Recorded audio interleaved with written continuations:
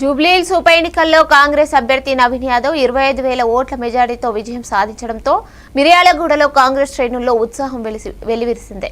పట్టణ అధ్యక్షుడు వేణుగోపాల్ రెడ్డి ఆధ్వర్యంలో రాజీవ్ చౌక్ వద్ద ర్యాలీ నిర్వహించి టపాసులు కాల్చి ప్రజలకు మిఠాయిలు పంచుతూ సంబరాలు జరిపారు.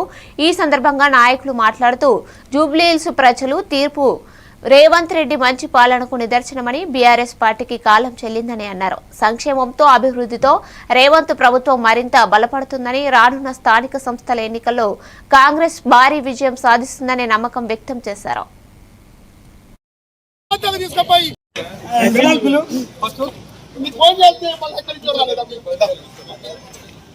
ముఖ్యమంత్రి సామాన్య కార్యకర్త ఖర్చు కూడా జూబ్లీహిల్స్ నియోజకవర్గంలో పాల్గొని కాంగ్రెస్ పార్టీ అవలంబిస్తున్నటువంటి సంక్షేమ పథకాలన్నీ కూడా ప్రజల వద్దకు తీసుకుపోయి ఈ రోజు కాంగ్రెస్ ప్రభుత్వం ఇచ్చినటువంటి సంక్షేమ పథకాల వల్లనే ఈ రోజు కాంగ్రెస్ ప్రభుత్వం గెలిచింది.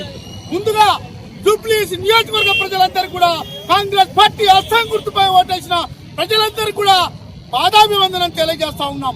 ఈ తెలంగాణ రాష్ట్రంలో కాంగ్రెస్ ప్రభుత్వం వచ్చినాక గౌరవ ముఖ్యమంత్రి గారు రేవంత్ రెడ్డి గారు ప్రమాణ స్వీకారం చేసినాక ప్రభుత్వం అంతా కూడా పేద ప్రజల కోసం పనిచేస్తా ఉన్నది. జూబ్లీహిల్స్ సెలక్షన్ లో ఇదే కేటీఆర్ నువ్వు మొక్కున్నది.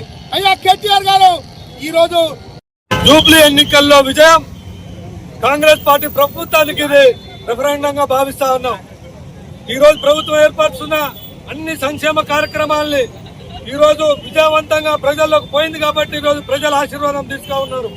ఇటువంటి ఆశీర్వాదాన్ని ప్రజలకి మరొకసారి ధన్యవాదాలు తెలియజేసుకుంటూ రాబోయే కాలంలో ఇంకా బాధ్యతగా మీ అందరి ముందుకు ప్రజల ముందుకి బాధ్యతాయుతంగా వచ్చి ఇటువంటి సంఖ్యా కార్యక్రమాన్ని ప్రజల వద్దకు తీసుకుపోయి రాబోయే ఎన్నికల్లో స్థానిక సంస్థల ఎన్నికల్లో మరి బాధ్యతగా మీ అందరం కూడా మీ అందరికి ప్రజాసేవలో ఉంటాం.